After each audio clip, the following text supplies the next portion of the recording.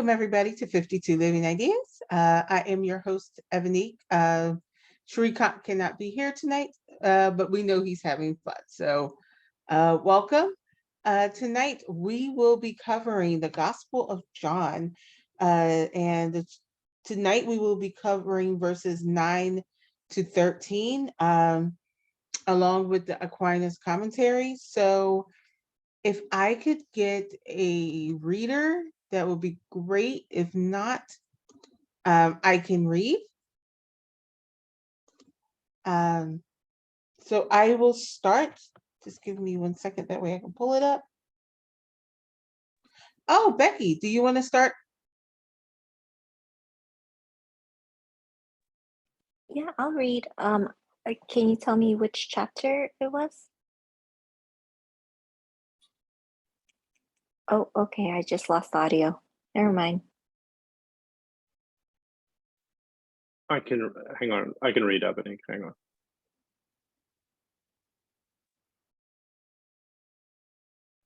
Oh, okay, Evanique was on mute. That's what it was.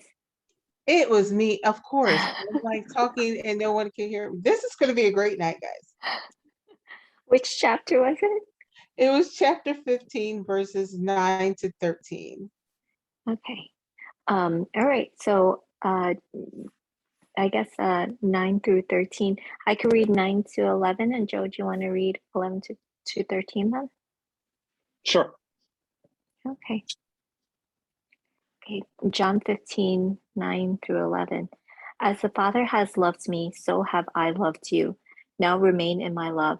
If you keep my commands, you will remain in my love, just as I have kept my Father's commands and remain in his love. I have told you this so that my joy may be in you and that your joy may be complete. This is my commandment, that you love one another as I have loved you. Greater love has no man than this, that a man lay down his life for his friends.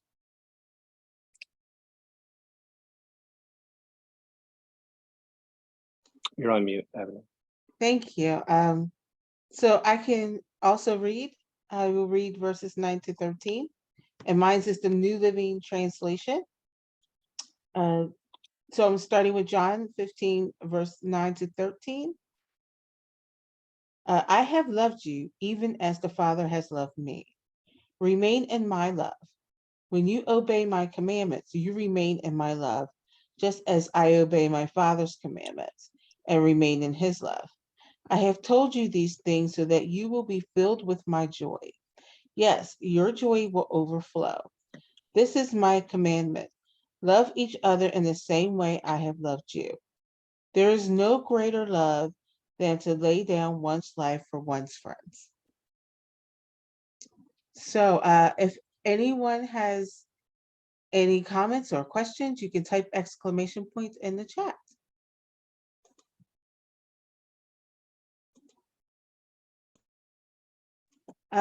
If not, I can start. So I'll start with verse 9. I have loved you. Oh, Joe, do you want to go first?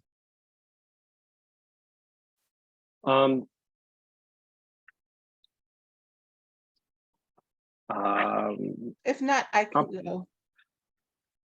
I can go, actually. I can just try and get it, give some initial thoughts. Basically, I think that this is an example of God's charity towards us ultimately, and he has shown his acts of charity all the way up until this point as an example for the disciples. And as charity is just necessary for our as an example for us to show charity towards our neighbors as well. And this idea of sacrifice as well in that process is that our Lord was even willing to go so far as to give up his life for us. And that there is a obedience to the Father as well. That he loves the Father so much, and he loves us so much that there is a willingness to do anything for his neighbor. This is important on a number of levels because it just everything that charity, I think, that is involved in charity. In order to be charitable, you have to be wise. In order to be charitable, you have to be just, and you have to be willing to even set aside your own selfish, what would be deemed selfish, interests in certain cases. And ultimately, once you do that, you'll find a greater joy.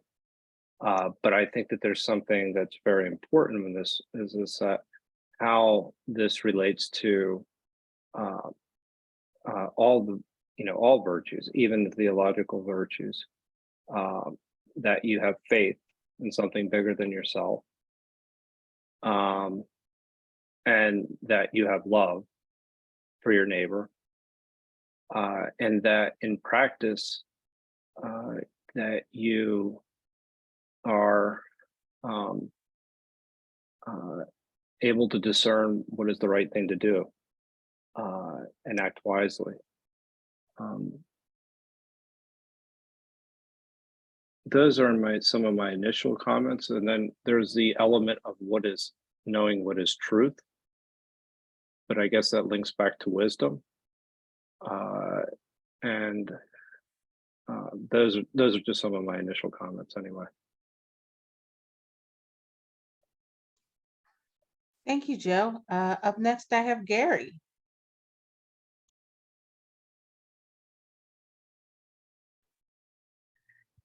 So I'm sorry, guys, I don't have a presentation with slides and everything to share with you all. But I can talk a little bit about what I was working on, because it pertains directly to this passage. First off is, you guys probably familiar with the work of Abraham Maslow and the hierarchy of human needs, and feel free to just nod or give a thumbs up or something like that. It's just, it's one of those things you learn it in every class. And so at the top of that pyramid is this idea of self-actualization and us being our fullest expression of who we could be.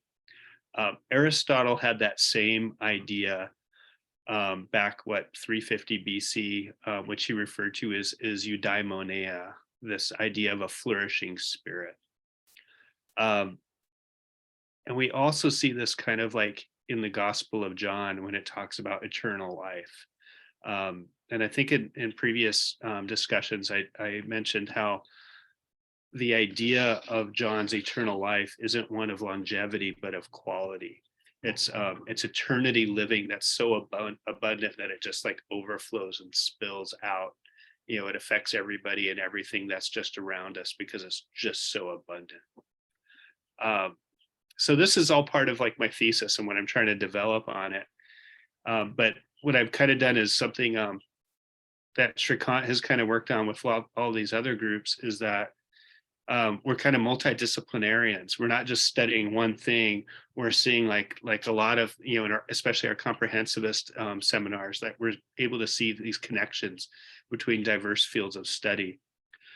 And what's coming out now is that our moral character corresponds to how happy we are. This is a recent research by a bunch of Chinese scholars, actually, that find that our commitment to our moral identity, when we identify what it is, when we have a set of values and we commit ourselves to a course of action, that we have eudaimonia, we have happiness benefits as a result of that. And so this goes back to Aristotle, goes back to Maslow, goes back to all of that. And then also brings us right here to John chapter 15, where it talks about the vine and the branches. Oh, I heard somebody speaking. Did you want to interject?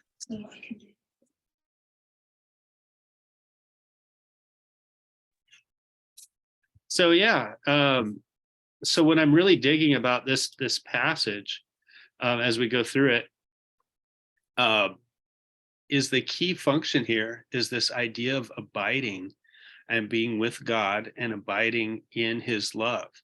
As the Father has loved me, so have I loved you. Abide in my love. And if you keep my commandments, you will abide in my love, just as I have kept my Father's commandments and abide in his love. These things I've spoken to you, that my joy may be in you, and that your joy may be overflowing, may be abounding. This is my commandment, that you love one another as I have loved you. Greater love has no man than this, that a man lay down his life for his friends. So I also don't think that it's only talking about men. It probably includes women in that too, that we all have abundant life. But anyhow, it's back to this idea of what happens with love. And at the core of it is this idea of abiding. It's a very relational thing. And it's also, I think of it in a Taoist perspective, it's like wei wu wei. It's something that doesn't require a whole lot of effort when you abide and are surrounded by this love. And the only other thing I'll add to that is that is a reminder that we're following up on the analogy of the vine. As branches of the vine, it's really kind of effortless to bear fruit. The key thing that takes place is we're just grafted into the vine and abide in and take nourishment from it. So yeah, I think there's something significant going on here with that concept of love, that it's not, and that it's kind of an easy duty, hearkening back to when Jesus says, my yoke is easy. There's something going on here that if we can abide in love, that it doesn't seem like all so much effort. And that's it. Thank you, Gary. If anyone else has any questions or comments, you can type exclamation point in chat or raise your hand in Zoom. When I read this, oh, Connie, you can go ahead. You can go before me. Okay, it's just quick, but it just came to mind hearing the verses stated a number of times here. And part of love that, to me, and I think also what Jesus included, is acceptance of others and choosing to love. And by accepting others, and not, it's easy if you're interacting with different people sometimes to take offense or your mind go to something critical, but we can all choose to say, I'm going to look at that differently, and I'm going to accept this person as we are, as Christ did for us.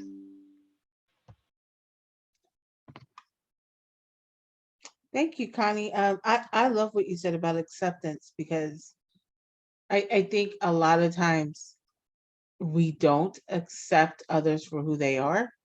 I remember in the Tao Te Ching, one time Aman had made the analogy of, he would trust his brother with certain things, but not others. And he particularly said his girlfriend, and the thing is that we all have our weaknesses, we all have our strengths, and we all have areas where we need to improve, especially in the area of love. Because a lot of times when people are, when people are talking to each other, or you have a particular, I would say, when you don't like somebody, but you can't tell yourself why, usually it's because that person is a mirror to you. And what I mean is that, you see in them what you don't like about you. So I think when you say acceptance of others, that means you're accepting everything about them. It doesn't mean that you have to like everything about them, but in order to love, you have to accept. And I think Jesus showed this example. He didn't like everything about his disciples. He knew they had weaknesses. I mean, come on now. How many times did he rebuke Peter? You know, how many times did he have to talk to people about, like, what does it matter what place you were in heaven, and that he doesn't even get to decide, it's his Father in heaven. And I think of that. Um, yeah, he washed Judas's feet. Thank you, Gary. I mean, Jesus did all these things. And so he was the perfect example of accepting other people, um, and loving people, even when he didn't, they were annoying him. So I think he's a great example of that. I've been taking this course called Positive Intelligence, and it talks about sage and saboteur. And in the saboteur mind, it's your judgmental mind against yourself and against other people. Um, and in the sage mode, which is what you practice getting into, um, that has you explore, like, with other people, or look at things from a different perspective. And those people that kind of annoy you, um, those are the people that are meant to teach you something. So that's what I take from, like, just the beginning part of this, where Jesus talks about, you know, I have loved you even as the Father has loved me. Remain in my love. When you obey my commandments, you remain in my love, just as I obey my Father's commandments and remain in his love. And I think that's just key, um, to think about what that truly means. So I thank you for that, because that just gave me that. Up next, I have Lauren. Hi, guys. This is my first time to this meeting, so I hope I'm not going to be out of line or anything in responding, but I was thinking about, a patient that I had at one time. And if you look at like Maslow's hierarchy of needs, she didn't really have a great deal. She was morbidly obese to the point that she was pretty much housebound. She lived in a very poor neighborhood. Her finances were poor. Um, she had a social support, but it was all based on phone or computer because she was housebound. But I'll tell you what, I cared for her several times through the emergency room, and she was the most joyous woman I have ever met. And she exuded God's love. And I just wanted to be around her. Even if I didn't need to be in her room, I was just drawn to her. She was so wonderfully beautiful. And I wonder, somebody was mentioning earlier about our moral character being based on how happy we are. And I'm wondering, is it, can you call yourself a Christian if you're kind of grumpy and I don't know. I haven't been able to find that amount of love that she has gotten to yet. And I just look at that as the perfect kind of Christian love, where she's able to accept exactly where she's at and be grateful and be of service to the best of her ability in her situation. And with that, I'll pass.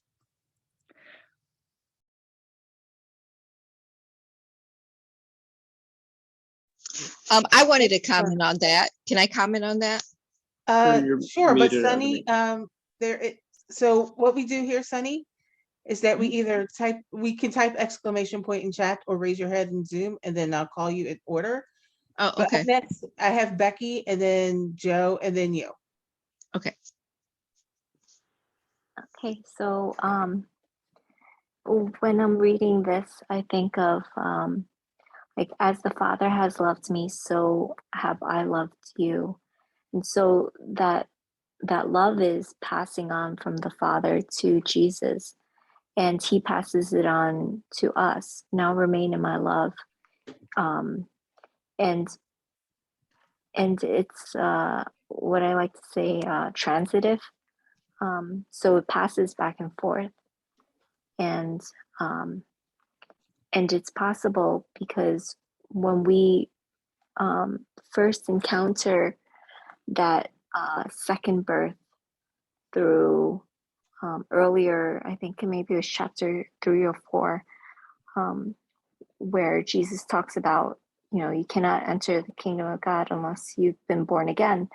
And so that second birth makes it possible through the Spirit, through the Holy Spirit. So, and because of that unity of the Father and Jesus and the Spirit, for us to have that second birth and be born in spirit is to inherit the Holy Spirit. And so that passing forth, back and forth of love can be given to us. And so that's where where it's possible to remain.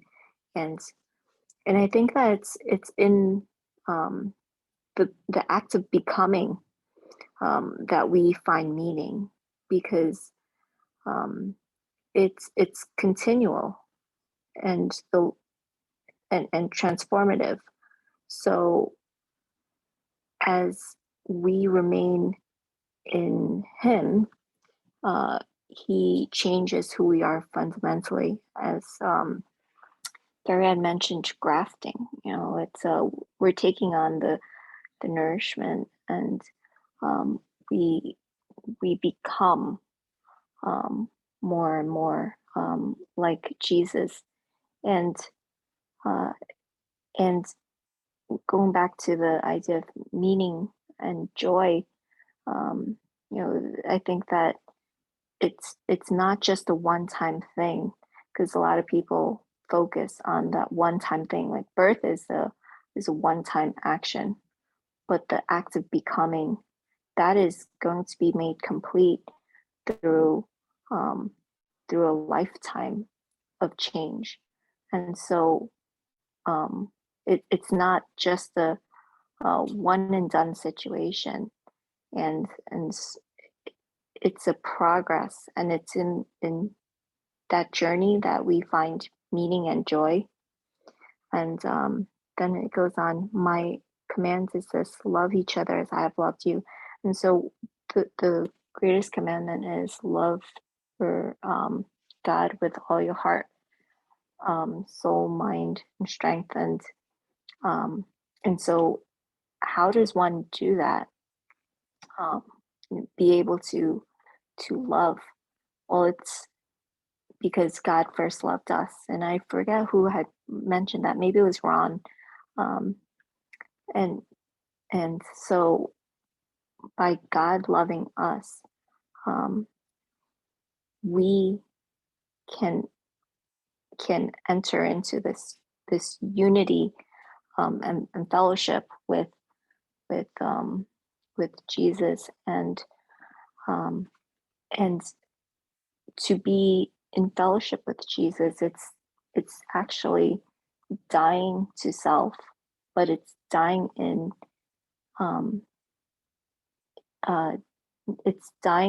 it's being buried with Christ, and then being raised again in spirit, in life. And so when we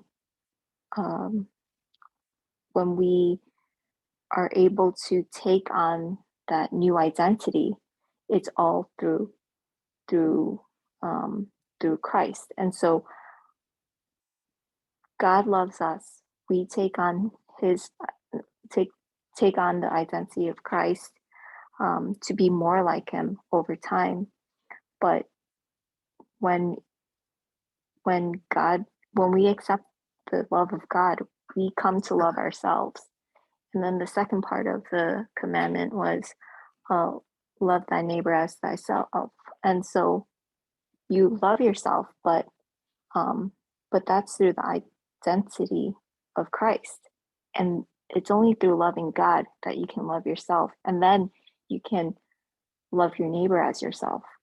And so I don't think it's actually possible to love someone if you love your neighbor if you don't even love yourself. But it's made possible through that act of gratitude, and this feeling of just being able to accept grace and mercy, that you can extend it to others, because I think that at the core, we can look into ourselves and know that we're not worthy. We have things that that we don't think are all that redeeming, but so do others. But because we've accepted and we've really experienced that kind of grace, forgiveness, and everything that comes with the love of God, we're able to then pass it on. Thank you so much, Becky. I think that what you said was so great. I'll make some comments in a minute, but first up I have Joe and then Gary.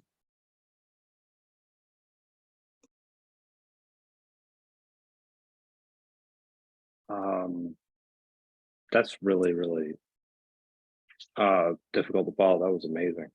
Thank you, Becky. So there just actually is one thing that, you know, I was thinking of before actually Becky had spoken, but I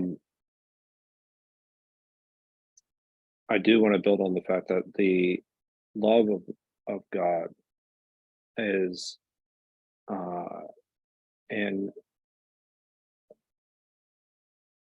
is directly related to the love of oneself. And it is impossible to love someone else if you don't love yourself.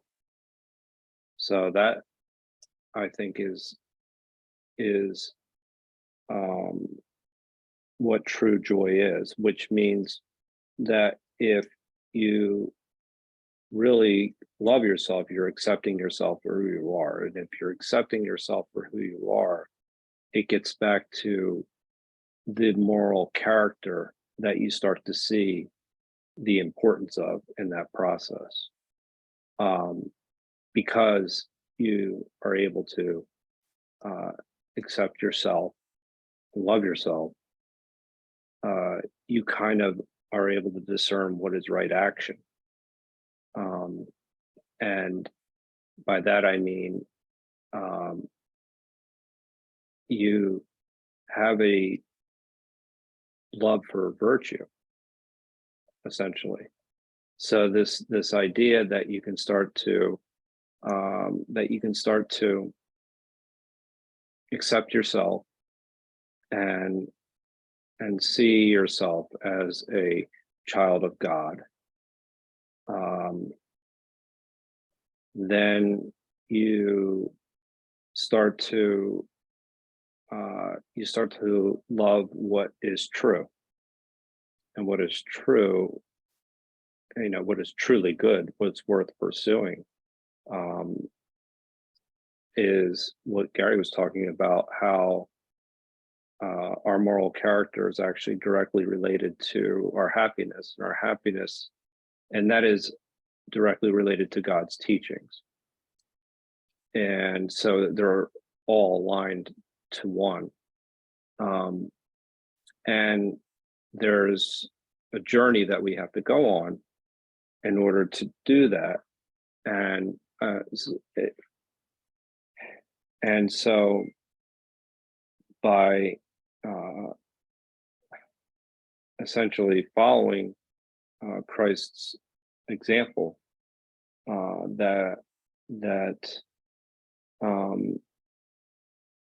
that we can actually, he's given us not only an example, he's given us an example in a human form that we can actually follow, and then from that, we not only will be happy ourselves, but we'll bring joy to those around us. Anyway, that's just some thought. Thank you, Joe. Up next, I have Gary and then Katie. I was going to say thank you also, Joe. You keep bringing up like the Christian virtues and the theological virtues, and I think that's significant because we're dealing with a different paradigm of ethics than what we're associated with in the Western world, especially in the last 500-600 years, where we think of like being a good person means doing good acts, or that's called deontology. It's like, you know, certain acts have inherent moral worth. And so our job is to perform certain moral duties. And so there's a big emphasis in a lot of our churches on obedience, you know, doing the right thing. Whereas the other thing is another modern version is this consequentialist view that we're trying to cultivate good outcomes, you know, the greatest good for the greatest number of people. And so our moral actions are geared towards providing benefits that are, you know, again, external to ourselves. But none of that was really part of the discussion in the first century Christian church. You know, that wasn't on display or in discussion for until hundreds of years later. What was of focus is the kind of person that we become, is cultivating these virtues as part of our inherent identity. And so when we look at like this command to love, it's not about simply doing stuff, you know, and acting in a loving way, or even like shooting for a good outcome. Those things will happen naturally, but it's about cultivating a loving virtue, a loving character. And that's, Aquinas is kind of big on this because he rediscovered Aristotle. And so he speaks quite a bit about it and brought virtue ethics back into Christian theology and many of his commentaries. But when I get to, when I talked about happiness being associated with moral living, that's really kind of what's on display here, is that we have this idea of like what mankind was created to be in the garden. And keep in mind that this image of the vine is going back to this garden and this tree of life, you know, and Jesus as wisdom, as the personification of that, is that abiding with Jesus, who is abiding with the Father, means that we're abiding with that wisdom. And we're cultivating, you know, these virtues as we're in a state of, like, I think Becky brought it up, is we're becoming something, you know, and that's where I kind of like sit on the fence, and I have a hard time figuring out how to say it just right, is at some point when we cultivate the virtues, it's such a part of who we are that obedience isn't the question. It's this way wu wei kind of thing, is when we become loving people, it's just this overflowing abundant love that naturally showers out all over the place. And in the Gospel of John, we access that through faith. And faith is literally just like we believe in a chair enough to sit in it. If we believe that Jesus really truly loves us, you know, that revelation is an eye-opening experience. When you feel so overwhelmingly loved by the creator of the entire universe, that all you want to do is when you understand that what he wants, the only thing he wants is to be with you and for you to be with him, to just kind of sit in the household and just hang out chilling. That's kind of a very empowering thing. And that's, I think, part of what's going on here in this passage, is when it talks about abiding, when it talks about the joy that we have, it's that joy that all of us have probably experienced at one time or another, when we just have the opportunity to spend like intimate moments with somebody that we really truly love. That's all I got to say. Thank you, Gary. Up next, I have Katie. Yeah, I'm going back to kind of what Becky was saying about, I think she said the transitive property, like God, we're supposed to love each other as Jesus has loved us. I think what's interesting too is, like, I'm trying to figure out, this is more of a question, how the Father's commands to Jesus are different from Jesus's commands to us, because I see them as just having a love between them, and he also sends Jesus, his only son, to the world. I see that as one of the few directives, and we don't see the interaction between. We see Jesus as like kind of embodying God, but we don't actually witness any. Well, actually we do witness God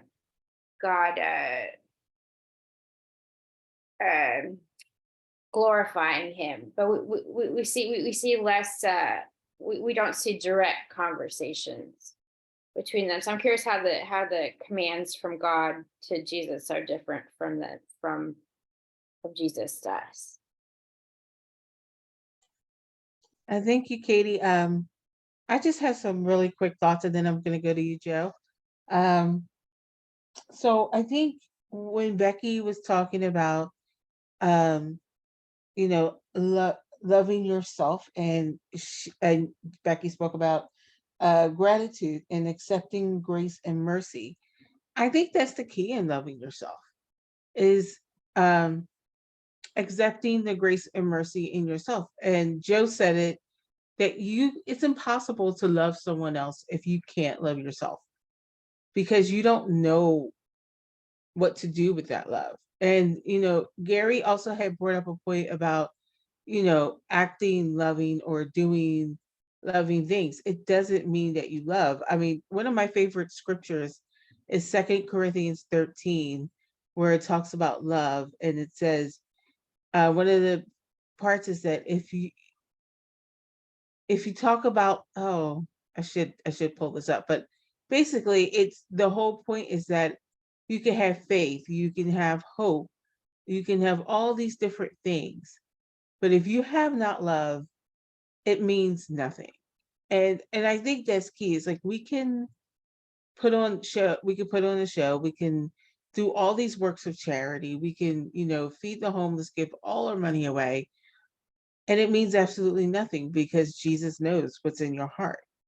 And so you could fool the world, if that's what you're going for. But if you're truly going for the love of Christ, you're going to show him everything that you are, all the good and all the bad. And I think Lauren had brought up, can you be grumpy and be a Christian? Well, I sure hope so, because I've been grumpy. So, yeah, but I think that's the key, is to have the grace and gratitude of the grace that you received. And Thomas Aquinas talks about this when he says, I had it written down. I'll go back to that, but I think when you're talking about that, it's kind of like Jesus shows how that works with these passages. And he says, love people as I have loved you. And I think that's where we stand. It's like, you see my love. I think Ron brought it up in like the first time we did this meetup for this series. And he was saying John was astonished that Jesus loved him. Like absolutely blown away by that fact. And just was, he filled with so much gratitude that someone like Jesus could love someone like him.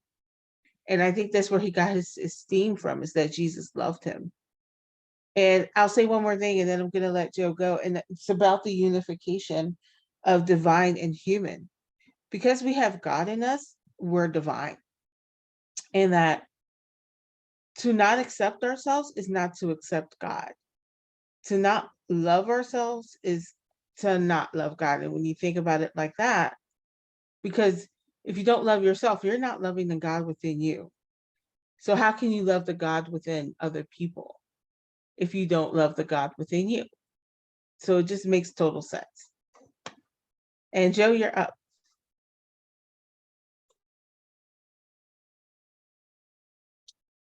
So I'm just coming back, and I'm just thinking through, and now I'm thinking through a little bit more clearly, is that what does it mean to love God and to abide by God, abide by his commandments? And part of that is allowing part of yourself to then die and letting go of a lot of the things that are preventing you from loving God. And some of that is the process that we have to go through. And I often think about this in terms of Dante specifically, that he needed to go through the darkest of moments, all the way up to the point where he, was considering taking his own life, to go on a journey to understand what it means to cultivate love. And so that means also to love God is to follow his commandments, and follow his example means letting go of your anger, letting go of all the things that hold you back, that prevent you from cultivating virtue. And so that process is one that requires you to look within yourself and to look at your own personal desires and accept yourself in that process as well. And what you realize is what Christ has actually purchased for us in this process. By laying down his life for his for fellow, for humanity, you realize that Christ is rescuing us from the perverted types of love that we would normally find ourselves desiring, so that we may desire things that we deem to be good, but they aren't truly good. And what is truly good is understanding God's willingness to sacrifice and to love unconditionally his neighbor. And so that is something that, again, by understanding it, rescues us from the perverted types of love that we have. And then we can actually find a joy that we would never thought to be possible, because you realize that that there's hope and there is love. Anyway, those are just some thoughts that I was thinking about. How the idea, number one, I'm saying, is that how you cultivate love is essentially letting go of certain things, and you have to go down in order to go up. And then understanding truly what the sacrifice, what God means by, greater love has no man than a man to lay down his life for his friends. You understand what God is purchasing for us. Anyway, that's just some thoughts. Thank you, Joe. Up next, I have Julie, followed by Gary and Nalini. Hi. I'm don't really have much of a religious background, and I don't know the Gospels, but I finally found, and for a while I was agnostic, and I finally found the Course in Miracles in my 30s, which is basically all about Jesus. But it was like such a relief to find something that worked as far as I could see in the world, and it still continues to work for me. And it's very simple. It's that people are either coming from love or from fear, and fear is really just an appeal for love. And I totally believe that children are born aligned with their own truth, and the society we live in is almost a poison. They aren't fed truth. They're, at some point or another, we get trained out of our own alignment and we buy into lies of some point of limitation, or we need conditions that we need to be okay, in advertising and parenting messages. And then we spend a lifetime trying to disarm the lies we bought in once we discover what they are in a therapist's office or whatever. And I think that the beauty is when the fear is out of the way. I mean, when someone is totally coming from the heart, it just cuts through to your deeper sense. And or when someone's honoring their own purpose and demonstrating it, it's very powerful. And I believe that when you get fear 100% out of the way, you have access to divine energy. And that's when women lift cars off of people for the sake of love. My idea of love is rooting for, wanting the best for someone, even though it doesn't maybe fit my agenda. It's thinking of them with me totally out of the way. And when I'm involved in an activity that's bigger than me, it's beautiful. I'm surprised by some things that come out of me sometimes when there's no fear. And I'm trying to get rid, and the Course in Miracles is all about getting rid of the blocks that we have to love. And I also, in a lot of the new thinking or new thought has to do with a lot of the quantum physicists support the notion of a God in their findings. For example, the idea that we're separate is an old idea that really doesn't work, and it's not true. There's no real line between where I end and you begin, and the golden rule in that case is really true. And but even our language is is based on a kind of separation thing. And I do think the truth sets you free. I think that that the fear is a mischievous thing that causes a million lies, that when we see the truth, it does set us free. And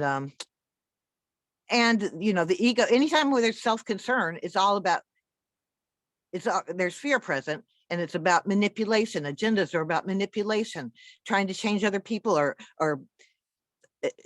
not what Maslow would, you know, and a lot of it's because Maslow's lower needs aren't met, and so people are fearful.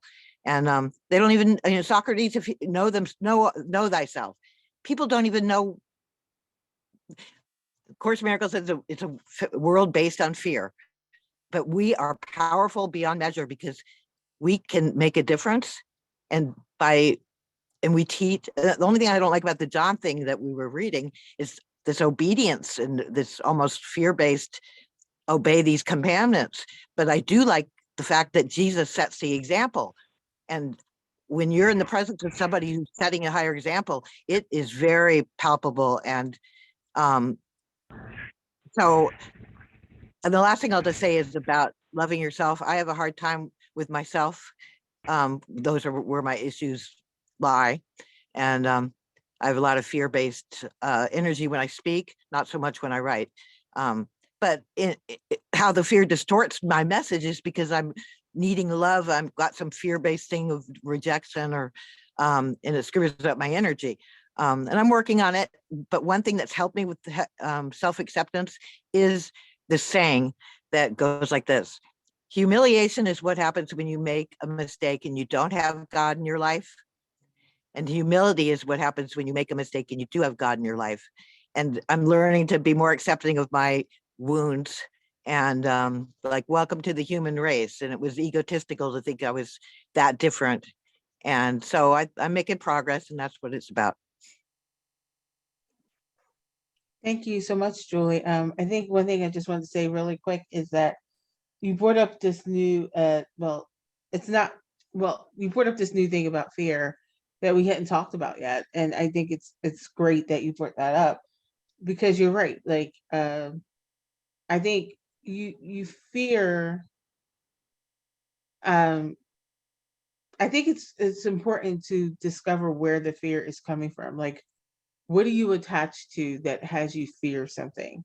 You know, like people are like, oh, life and death. But I'm like, Yeah, but there's a lot of other fears that, or worries that kind of like never actually happen. So it's like, what do you, I think what will be helpful is to look at like what you're fearing and why. And if you let go your attachment to the why of the fear, then I think it helps to let the fear go. So I just want to say thank you for that.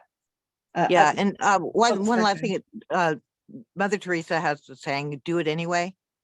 And, as children, we're honoring our truth. And at some point in time, when these lies start filtering in, we compromise ourselves and we start to not be quite so honest out of fear of rejection or this and that. And to get back to yourself, to get to know yourself and what ticks you off and what makes you tick, and be honest with yourself, you can get to that place that is so powerful, and where you aren't, everything's not conditional, your happiness isn't conditional, but you just are love and you give it outward, and you can heal other people by your example and see the light in them before they even see it in themselves. Thank you, Julie. Up next, I have Gary, Nalini, and Becky. Oh, I just wanted to say, well, first I'll just say thank you, Julie. That was really awesome. And I really liked what you had to say. I was thinking of some time when I was working in the hospitals, I kept running into people that were not capable of having self-love. Like they hated themselves way too much. The level of shame was insurmountable.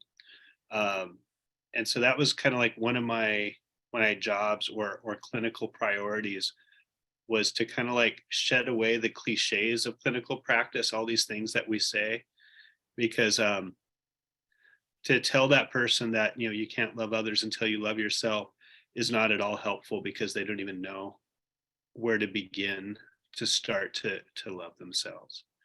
And so the starting point for me, and what I found was effective, is that maybe they couldn't believe that they weren't capable of loving themselves, but they could believe that I loved them. And that would be our starting point. And even if they didn't believe that they were worthy of love and belonging, they could believe that I believed they were worthy of love and belonging. And so kind of at the core to all of this, we're back to this idea of faith. That's what, faith in God is eternal life. That's what John says, or Jesus says in the high priestly prayer in John chapter 17. And it's repeated throughout the gospel that we're going through, is that the key to loving ourselves and to having that full abundant life begins with the belief that God truly, deeply, madly loves us. And that's the thing that's going on there. The second part of that is this whole, it's easy to get caught up in the commands and the commandments. The only command in the Gospel of John that's a real clear command is to love one another as Jesus loved us. And so it's kind of like turned itself back on its head. It's if you can believe that Jesus loves you, then to love one another and to love in return just comes naturally. You'll see the word, I mentioned this at a previous lecture or presentation, the word commandments. Sometimes it uses the plural there, even though the only command given in the whole gospel is the love command.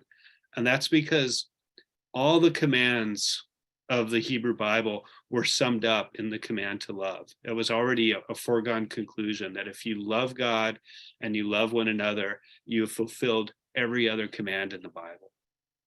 And so there, it's only the core of it all is to love. And even that, even if we were to go to Deuteronomy or go straight, to some of the hardest portions of the Old Testament, that command to love was rooted in an appreciation for all that God has already done for us. I think we talked about like the Exodus, they were in rebellion, they were actually mad at Moses for taking them out of Egypt. They were complaining while they were in Egypt. They were complaining on their way out. They even asked to go back to Egypt at one point. And so that's just kind of like the comedic, humor in Exodus and Deuteronomy of what's going on, is that here you have a bunch of people, and I think Becky brought this up, they're just so ungrateful. And it's like, that's kind of the key. We're back to this key to happiness. Some of it is just accepting that somebody loves you and just appreciating it and being thankful for that love that's just showering on you. Anyhow, I hope that helps you, Julie, when you talk about, when you consider like the whole idea of obedience and stuff in these, especially here in the Gospel of John. The only thing that we're supposed to be quote unquote obedient to is the idea of love, and even that, it's not a thing that you're supposed to do, crack the whip or be punished. It's something that comes naturally when we appreciate the degree to which we ourselves have been loved. And I think next is Becky. Is that right? No. Oh, It's I got Evanique. I don't know. I'll let you do it. Thank you, Gary. I just have a quick thought. I like I know in some versions it has abide, and I just did a quick Google search, and it says to abide is to accept or act in accordance with a rule, decision, or recommendations. So when you think of act in accordance with it, I think it lessens the thing of obedience, because I think, especially in America, we have this thing about, obedience, or doing what someone else tells you. But I think when you say abide is accept or act. So if you think about it, it's like accepting God's love, abiding in God's love. It's a command. It's a command in that sense, but it's more of an acceptance. So I don't know. Those were just some of my thoughts. And just one more thing, Gary, about what you said. When you were in a hospital and those people hated themselves, I was thinking too, they saw you, they not only saw the love that you had for them, but they probably saw the love that you had for yourself. And it's probably not something that you showed off, but it was kind of like they probably understood, like, this guy is abiding in Christ. That's great, Gary. I was I just love that. pointing out that there's a play on words in Gospel of John, as our English translation is always trying to pull it out, but it literally means like you see it in chapter 1. Jesus says, "Come on over. Where are you staying?" And then they go to his house and then they abide with him. And that's literally the word that's being used when he says abide. It's just like, hang out with me. You know what's so funny about that too, when you brought that up, is in John 14, where Jesus talks about his house and that he has many rooms, and that you can come and you come and live with him. It's the same thing. It's abiding in him. Abiding in his love means, being a part of who he is, and being a part of his home, and you're coming home to him. So I love that. It's like this mystical thing, but also the way 5-year-old kids talk to each other. Like, I just want to hang out. And that's Oh kind yeah. of what's happening, right? That's it. Literally, that's what's taking place in the Gospel of John. We treat it with all this mysticism, but God is literally saying, let's hang out. I love that. And one more thing that you brought up about Exodus, and I was thinking of the Hebrews, that they were slaves, so they still had the mentality of a slave, and of a mistreated slave, because there was a distinction in the Bible in those times, that there was a difference between a master that treated his slaves well and a master that did not. And they were mistreated by the Egyptians. And so they had that mentality about being nothing. And like sometimes, like, in order to really enslave a person, you have to break their spirit, and then you can break them physically. And sometimes you could do it at the same time. But if you think about it, they didn't love themselves. They were broken. And Moses is trying to get them to see, like, God did all these things to bring you out of captivity, but in their mind, that they're still there. And I think that's what Jesus is calling out to not only the Jewish people, but to everybody, is come out of that mentality that is enslaving you, that is telling you that you're not good enough or that you're not smart enough. And you think about it, when people don't think well of themselves, they don't think well of other people. And it's how they can mistreat people, because they don't think well of themselves, even if they tell you that they do. So I just thought about that. But up next, I have Nalini, followed by Becky and Joe. Thank you for waiting patiently, Nalini. Oh, you're welcome. It was very good for me to hear all this. Again, like Julie, I have not read the Gospel of John. I'm not familiar with Bible, but I am learning. And I just have a question for Joe. You mentioned perverted love, and I don't really know if that's mentioned in Gospel of John, because to me, love is so beautiful. It's being compassionate, it's being accepting of others, it's caring, and to be one with God or whomsoever you love. So how can it be perverted love? It's the person who, I don't know, maybe does something makes it look like perverted, but love cannot be perverted. That's just me, and I just want a clarification of that. Go ahead, Joe. So a perverted love is a love that is of something that is I mean, initially I'm thinking of something like material things, but I'm thinking in the Gospel of John, an example would be that a love for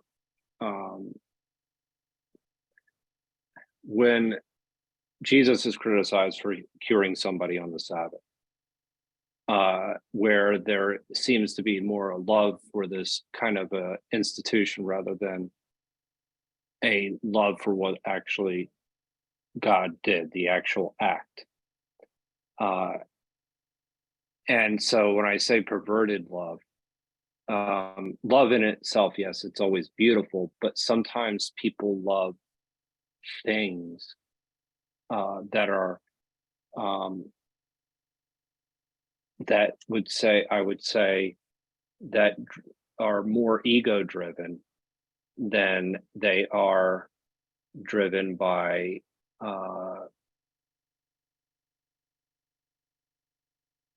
what would be deemed to be true or good. And what would be true or good is in my estimation is the love for virtue, and that, as Gary said, is the theological virtues included in that. So that's where I think that, and I was thinking about it in terms of, I was thinking about a lot of this in terms of and we went through a series here on Dante, where he went through a whole journey of hell, purgatory, and all the way to heaven. And it was a journey of finding oneself in that process. And what it goes through is different stages and circles of hell, and with different punishments. And it's basically what people valued and loved that was not necessarily representative of God's love. And so that's what I meant by a perverted love. A perverted love is a love for, it could be power,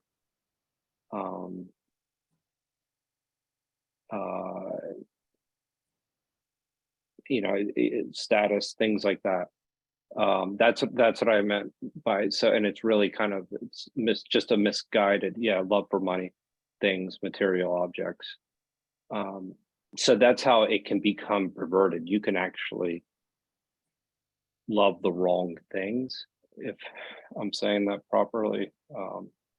That was my intention when I say that, perverted. And when I was saying it within the context of the Gospel of John, I was just saying it in this, I think, you know, there are examples of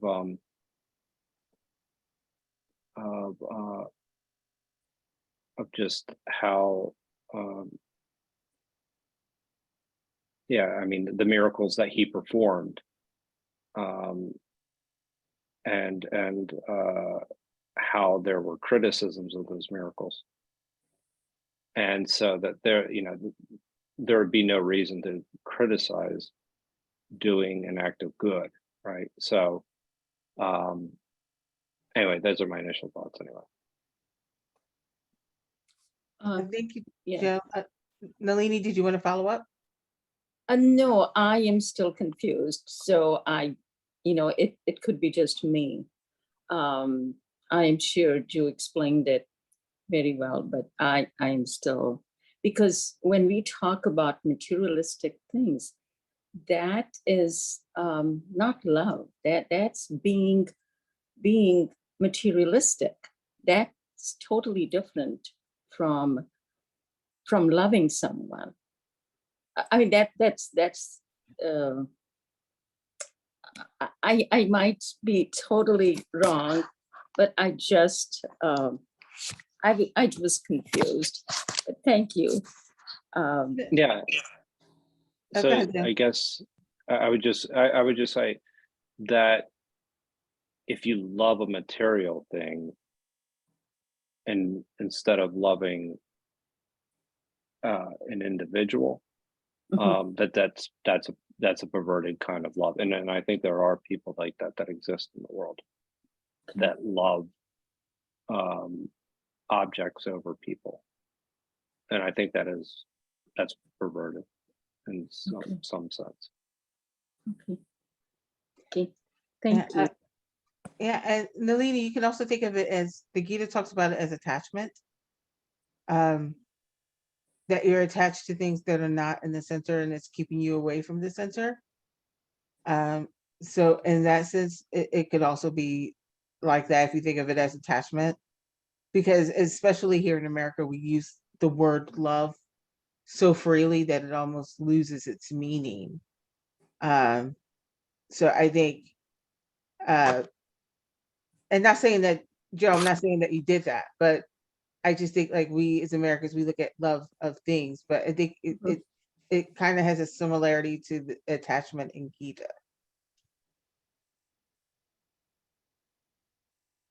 Okay. Thank you. Yeah, great question. I love that question. No, thank you. Yeah, because to me, attachment, or even in a perverted sense, you lust or something like that. To me, it's very different, because that's lust. That's not love. So those are two totally different things. But And so that's why I think, because I don't know much about, or not much, I don't know anything about Gospel of John. So that's why I wanted to know if it's mentioned in the Gospel of John as perverted love, or it's just an interpretation. That was maybe my question. I don't know. But thank you. And thank you, Joe, for clarifying that. no, I mean, I think that there is actually a better example that Okay. in John 11, when it's said that it's better that one man should die than we should lose a whole nation. And that's a perverted type of love as well. That's kind of utilitarian. Say it again. I'm so sorry. Say it again. Better that one man should perish than a whole man, than an entire, better that one man should die than we should lose a whole nation. Oh, I see. Okay. And I would say that that's perhaps a perverted form of love as well. It's an ends justifies the means kind of situation. Okay. Thank you so much. Thank you, Nalini. Gary, did you want to say something about that? I know you should put exclamation point in there. Yeah, no, that was that's actually the crux of the Gospel of John, though it doesn't use the phrase perverted love.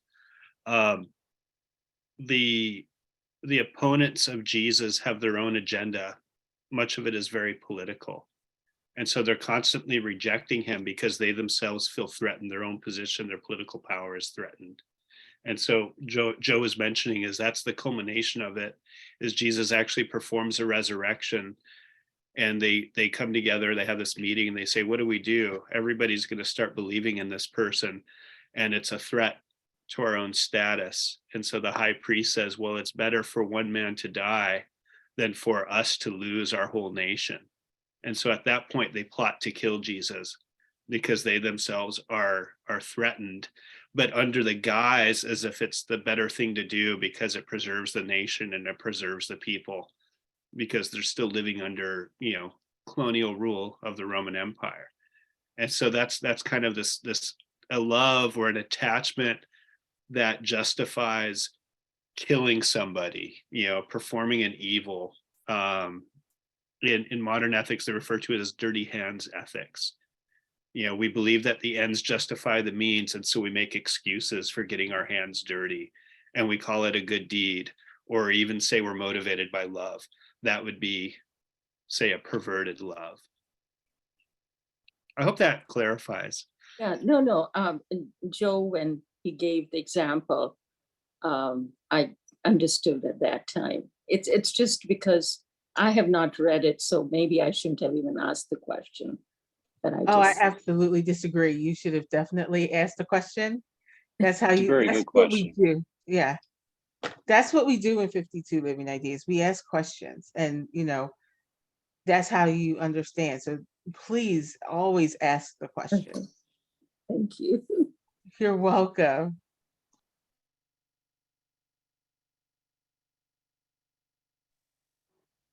I'm on mute. Up next, I have Becky. Joe, if you don't mind, I'm going to go to Julie and then Joe. Becky and Julie, thank you both so much for waiting patiently. Becky, you're up. Okay. So I think a lot of questions have come up about what does it mean to be a child of God, or equivalently call God our Father. And since the Pharisees were brought up, they thought, they professed, and they believed in their minds that God was their Father because they are descendants of Abraham, and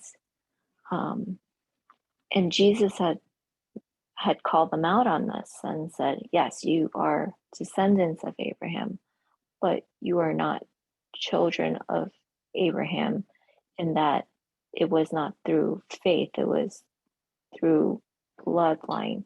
And so, well, what makes that distinction if it's not professed belief, if it's not physical, and it's not even action?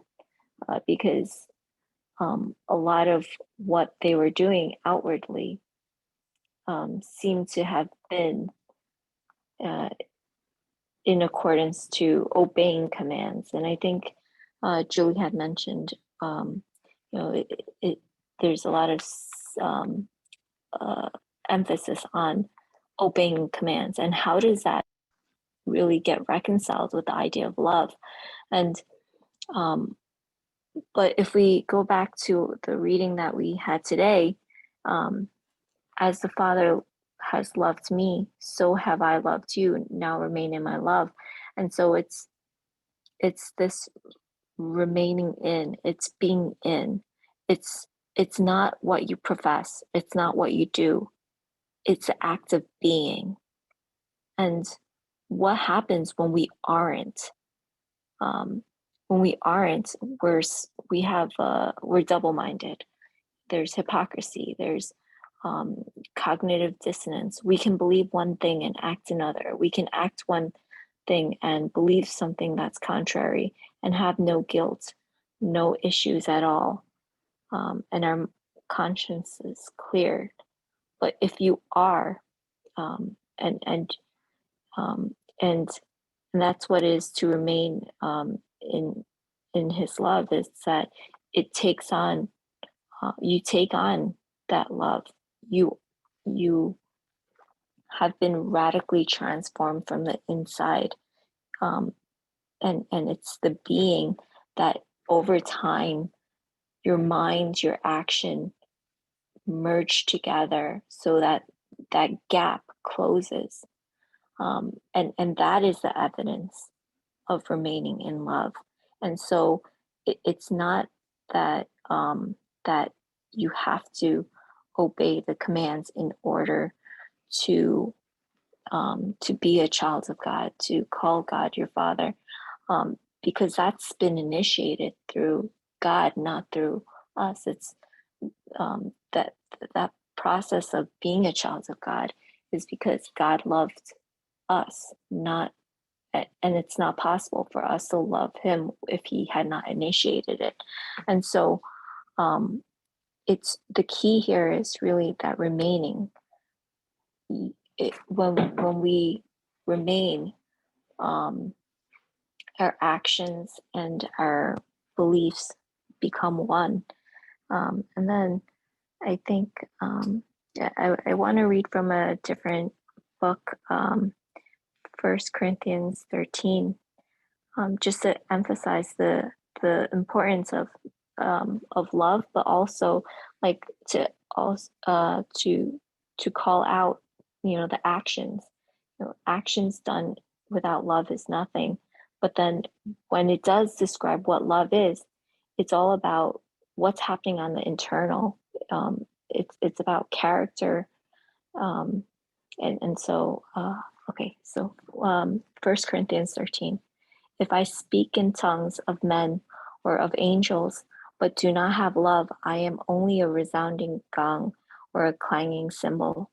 If I have the gift of prophecy and can fathom all mysteries and knowledge, and if I have a faith that can move mountains, but do not have love, I am nothing. If I give all I possess to the poor and give over my body to hardships that I may boast, but do not have love, I gain nothing. And then the opposite would be, what is love? And going back to love is being. Love is patient. Love is kind. It does not envy. It does not boast. It is not proud. It does not dishonor others. It is not self-seeking. It is not easily angered. It keeps no record of wrong. Love does not delight in evil, but rejoices with the truth. It always protects, always trusts, always hopes, always perseveres. Love never fails. And at the end it says, and now these three remain: faith, hope, and love. But the greatest of these is love.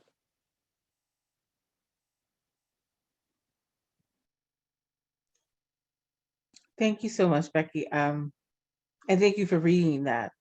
I always love that scripture. So thank you.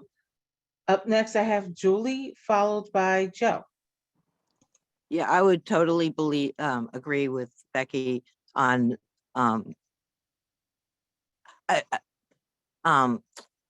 first of all, our world is so upside down and the messages are so full of lies. And the word love is just used. I mean, I hear it on TV. It's amazing what people will do for love. And it's a crime show. It's not love. That's not love. It's fear. And the messages in our songs, you and me against the world, you are my everything. I mean, you know, to find your own moral compass, it takes work to take a look at where you're coming. For me, where am I coming from fear and where am I coming from love? And only I can know at night whether my shopping binge was a fear-based thing or a love-based thing. And being honest with yourself is really important. And I have a Julie with a small J, and she's scared and she lives in the past or fear of the future. But Julie with a big J is abundant, and I'm giving because I'm not worried about tomorrow. And it's a different part of me, and it's a part of me without fear. So I just, for the lady who was talking about what perverted love, I would just say that's not love. It's just not called the right thing in the world. And so, and as far as Maslow goes, actualized person, if he's unfed, uninterrupted, he will flourish and be moral, I believe, for the right reasons. Perhaps the commandments are there just to, people are so, maybe they just don't know what right and wrong is anymore, and they need a little bit of guidance. But eventually, I think they do it on their own. And so that's it. Thank you, Julie. Up next, I have Joe.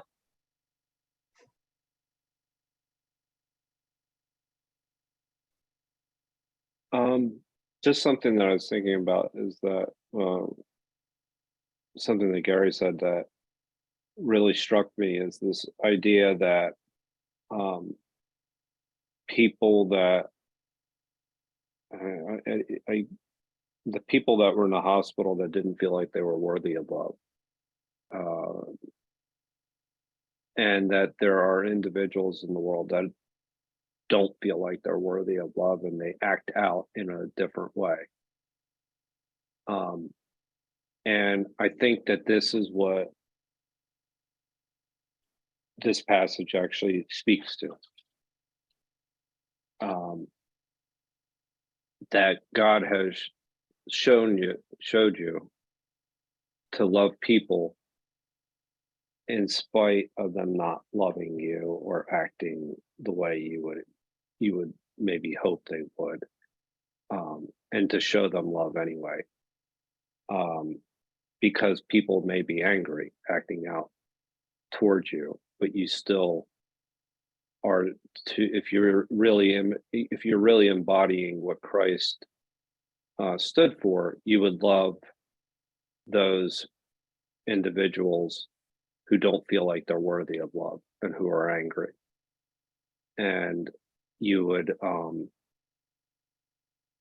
and that in that way, that's what it means to have, to demonstrate God's love. And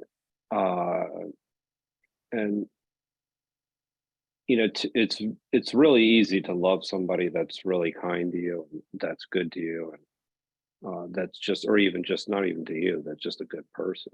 It's easy to like somebody that's liked, but it's a lot harder to help someone that that may be, not as receptive to whatever act you may be, or any kind of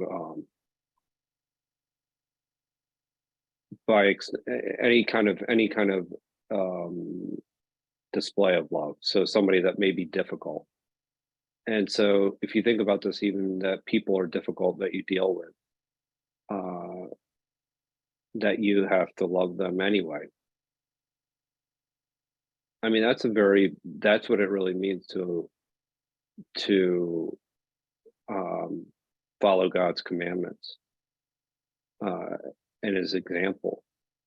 And that ultimately is something that I think, and again, by God laying down his life for us as the greatest example, then you can pretty much love anybody under any other circumstance. So I think that that's important to recognize, is that there are people out there that don't feel they're worthy of love, and they may act in ways that may be difficult, but it's a call to love them anyway. And so I think that that's how you really cultivate virtue, it's to really care about people that don't necessarily reciprocate. And then I think that's how you really are displaying the love of God. Thank you, Joe. If anyone else has any questions or comments, you can type exclamation point in the chat. I just have some thoughts about cultivating love. I think Joe had mentioned earlier, letting go of the anger, and I just want to add, or anything that is hindering you from love. It could be shame, it could be fear. Some of the things that we talked about tonight, you know, love of the material things, or, attachment to material things, or, anything that keeps you from loving someone is something that you have to detach from, I think. I think to cultivate love, you have to realize that love is the cause of joy. And if you want real joy in your life, that's love. And I think to the point that Joe, you just made, I think there is a point where, when you love people that are difficult to love, you're loving the parts of you that are difficult to love too. So I think it goes back and forth. And, I think I used acceptance earlier in the night, but I think I would change that to love. Because I think when you love people for who they are and who they're not, you're loving for yourself for who you are and who you're not. And you're allowing people to not only give you insights, but you're also taking what they may have and you may not have, and you guys can work together to produce something great. And I think, loving a part of them that you don't have is just key. So I definitely think that is it. And I think that's what this tonight is about. It's about Jesus showing us how to cultivate love in ourselves and to cultivate love for other people. So thank you, Joe, and thank you everybody for that. Joe, you want to respond?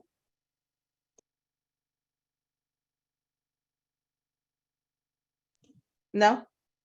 It's actually interesting. I just looked down and no, and that's fine. But no, I'm fine actually. Thank you. Okay. So if anybody else doesn't have any more questions or comments, I can talk about some upcoming events. And if you still want to add something as I'm doing this, please type exclamation point in the chat. You can still add things, but I just wanted to go over some of the things that are happening. So tomorrow night, we have the Divine Feminine, and Penny Nelson will actually be presenting. Tomorrow night, it's going to focus on the Minoan Crete civilization. Penny's going to focus on, how the Minoan civilization came about and how it got its rich history and beauty. And she's also going to talk about, what happened and how, yes, that is Brian's wife, Julie. So, and you're gonna see some great artwork from that culture. So I think that I got a sneak peek of the PowerPoint, and it's going to be an awesome night. We're learning. For those of you that don't know, we do every second Friday a series called The Divine Feminine. And how that came about is that we noticed that a lot of religions are male focused. So we just wanted to even it out a little bit. It doesn't take away from male energy or divine masculine in any way. We just want to add a balance to it and it shows in the sense the balance of God. So I hope you guys can join us tomorrow night. On Saturday at 1 p.m. There is a meetup. It's called A Shortcut to Understanding Effective Neuroscience with Lucy Biven. And that'll be Saturday, February 11th from 1 p.m. to 3 p.m. And Lucy Biven is a psychotherapist. And she wrote a book, Shortcut to Understanding Effective Neuroscience. That focuses on important factors in neuroscience. So I guess it's the way I read the description and what I heard Shrikant talk about is for people like me that don't know much about neuroscience. And you can come and learn, but if you also know about neuroscience, please come. And then on Sunday at 5 p.m., that's God's Faust. I don't know much about that. Joe, do you want to talk a little bit about that one? Yeah, actually, this will be one of the final two meetings on Faust. So we've been going through the book up until now. So this is book Act 5. Act 5. And so that is a Sunday at 5. So we'll be coming up in the conclusion, and then we'll have a wrap-up session, I guess 2 weeks after that. So that's being led by Phil, who's been very generous with his time and does a really nice job with that. So I'll just say that. Thank you, Joe. And then Sunday night at 9 p.m., we have a series on Bucky Fuller, and it's called Bucky Inspired Comprehensivity Sundays to Understand and Change the World. And this time it is going to be, I'm looking through the dates. It's going to be Christopher Zakov. Zoloff, thank you. Yeah. You want to talk about that a little bit, or you want me to? Either one. He's a filmmaker who's done a lot of work with the Buckminster Fuller's family, and so he's has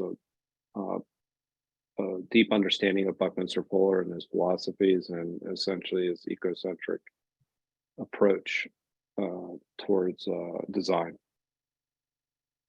Is he the one that did that one-man show, Joe? That wrote it on Bucky's life? I think No, so. that was Doug. I think that might have been Doug. Oh, okay, sorry. Sure. No apologies needed. Yeah, no problem. So that's what we have coming up. Joe, I saw you put exclamation point in the chat. Did you want to say something? Yeah, actually, it's something that I thought about with loving. Just one last comment, and I think it's worth mentioning is that sometimes when we're cultivating our own character and cultivating our own love for ourselves, that it comes out and we essentially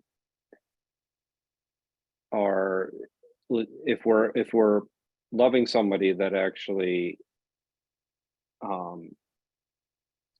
that may be angry or is not up, that may be upset with us, we just don't understand where they are on their journey. We don't understand what they've been through. And so even though it's very hard to see it this way, they're actually giving us an opportunity to demonstrate good character and love, what it really truly means to love. They're giving you an opportunity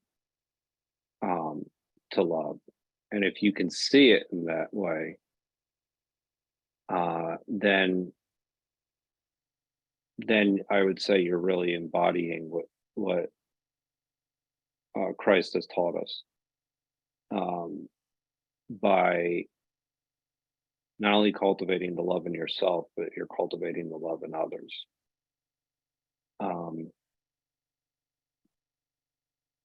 So people that maybe don't reciprocate,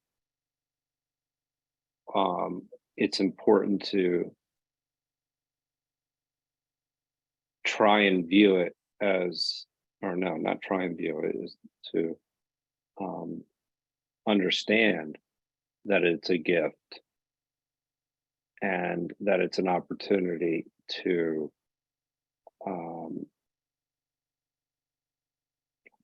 demonstrate Christ's love. And I think that way, I think that's a good way to look at it, is I guess, for lack of a better term, it's like somebody else's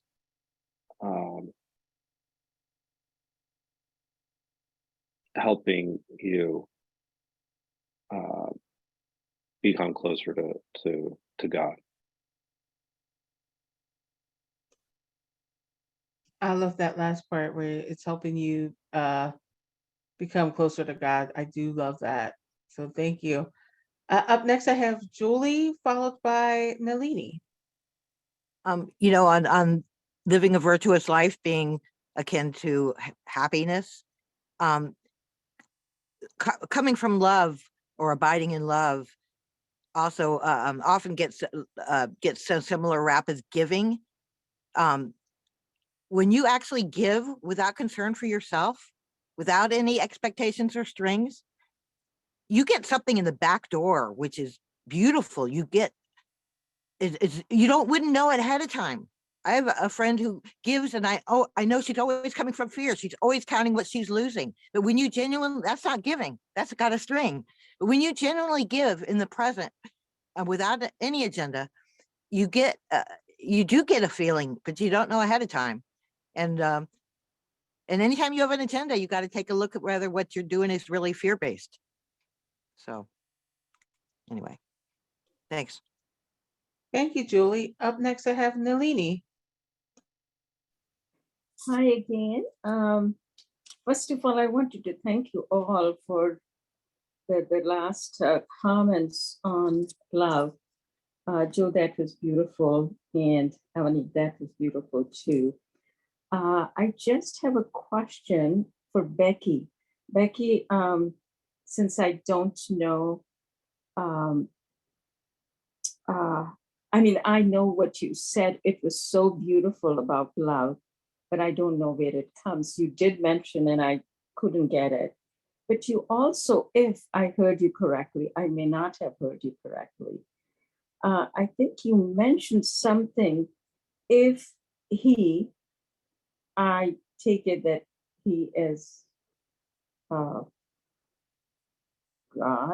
I don't know. If he had not initiated, if he does not, or if he had not, it's not the exact wording, initiated love, how can we love or we cannot love? Does it mean that if someone does not initiate the love towards us, then we cannot love that person? But I feel, like Joe said, and Evanique said, that you can actually start that. And you can feel good about it. And that person would hopefully, you will together maybe have create a bond and ultimately maybe love each other, a beautiful relationship. But I may have heard you wrong. So I just wanted to know what you really said and what you meant by that. Thanks. Yeah, so when I had mentioned I meant God the Father. So So it's different in that God the Father initiating the love allows it for us to love Him back, and it's uh, and and so maybe some background on like John 1 and John 3, or maybe I'll read John 3. That might be a good way of explaining the initiation. For God so loved the world that He gave His one and only Son, that whoever believes in Him shall not perish but have eternal life. For God did not send His Son into the world to condemn the world, but to save the world through Him. And so there's that initiation that God had made the first step to reconcile the world to Him, and it's through that love that comes in that sacrificial offering of His Son. He is able to unite that broken relationship that we have through sin to Himself. And going back to his commandment of loving Him, but then loving your neighbor as yourself. And our reading for today was let me pull that up. Our reading today was John 15. John 15, 12. My command is this: love each other as I have loved you. Greater love has no one than this, to lay down one's life for one's friend. And so to follow after what God has done for us, He sacrificed His Son for us. And Jesus, in the chapter before, demonstrates how we should follow after Him. And so He serves us, and we are, He expects us to also serve others. And similarly, He died for us. So the greatest love would be if we were to lay down our lives for our friends. Thank you. Thank you so much. Thank you, Becky, and thank you, Nalini. Up next, I have Katie.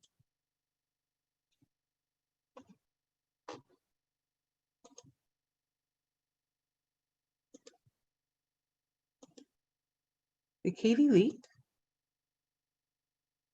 I think she left. Yeah, looks like she did. I think there was in the chat, she said something, but I don't. Yeah, she put an exclamation point, but she left. So if there are no other questions or comments, just want to say thank you to everyone. Thank you to Gary, especially for being here tonight, as always. We appreciate your insights, and we love having you here. So thank you, and thank you to everyone's questions and comments. I think this was a really great discussion. Just asking questions and answers, and it just provided a deep discussion of the verses and what love is. So I think this was an amazing night. So with that, thank you, Nalini, and thank you, everyone. Have a great night. Good night.